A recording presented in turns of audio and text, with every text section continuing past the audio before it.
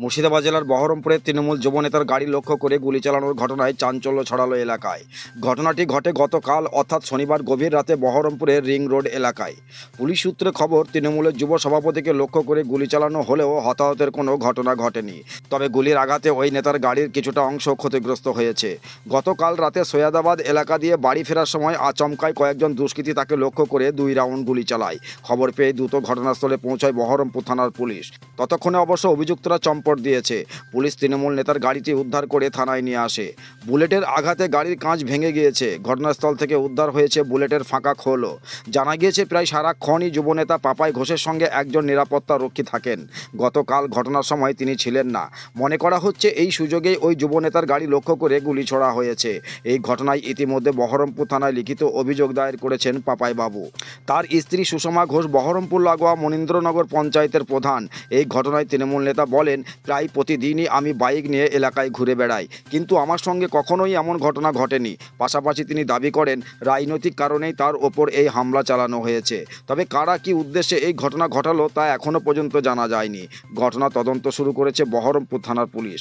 এই ঘটনায় তৃণমূলের যুব সভাপতি পাপাই ঘোষ কি বললেন শুনুন বিজ্ঞাপনের পর।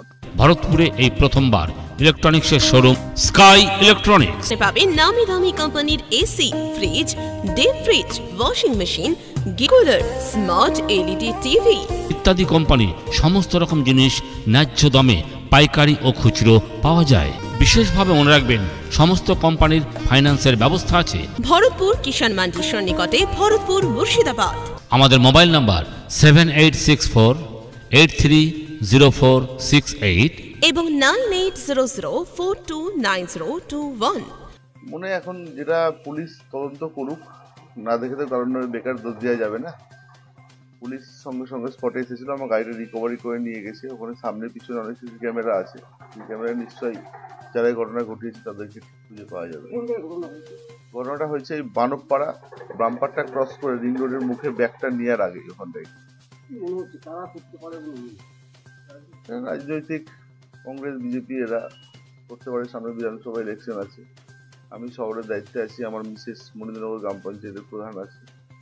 আমার যেটুকু মনে হচ্ছে, তাছাড়া তো আমাদের এলাকা শান্তিপ্রিয় এলাকায় কোনো ঝামেলা অশান্তিও নাই। আমি সকালবেলায় বাইক নিয়ে এলাকাতে রীতিমতন ঘুরেও বেড়াই, একা একাই ঘুরে বেড়াই।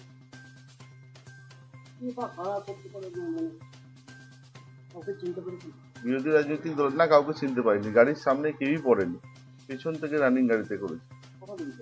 2টো গুলি চালিয়ে না, ক্ষতি হয়নি। গাড়ির পেছনে কাঁচটা ভেঙে গেছে, আর একটা পেছনে কাঁচ দিয়ে বেরিয়ে বডিতে লেগেছে গাড়ি। তখন আমি বাড়ি আসছিলাম বাঙালপাড়ার ওখানটাই করে, বাঙালপাড়ায় পার্কটার এখানটায় করে আমার একটা বাড়ি আছে। ওখান থেকে বেরিয়ে আমি প্রত্যেকদিন ওই রাস্তা দিয়ে বাড়ি আসছি। রাত্রেবেলা 11:40-40 হবে। পুলিশ তদন্ত করুক, যারা দোষী তাদেরকে অ্যারেস্ট করুক। অবশ্যই রাজনীতিক যোগ থাকবে। আমরা তো রাজনীতি ফুল টাইম রাজনীতিটা করি পার্টির জন্য। আমাদের উচ্চ নেতৃত্বকেও জানিয়েছি, চেয়ারম্যানকেও জানিয়েছি। চেয়ারম্যান তদন্ত করছে এবং সেগুলো পুলিশ প্রশাসনকে পুরোটা জানিয়েছে বিষয়টা। সেটা এখন বুঝতে পারছি না, না জেনে কারণ নামে বেকার দোষ দেওয়াটা খারাপ দেয়। আমার নাম পাপাই ঘোষ। আপনার পছন্দের মোবাইল হ্যান্ডসেট ক্রয় করতে আসুন এক্সক্লুসিভ শোরুম রনি টেলিকম।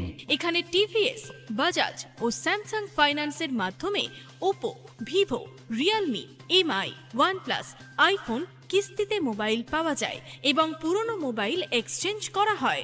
আমাদের ঠিকানা ভরতপুর বাজার আলিয়া হাই স্কুলের সন্নিকটে, ভরতপুর, মুর্শিদাবাদ। মোবাইল নম্বর 8170880880।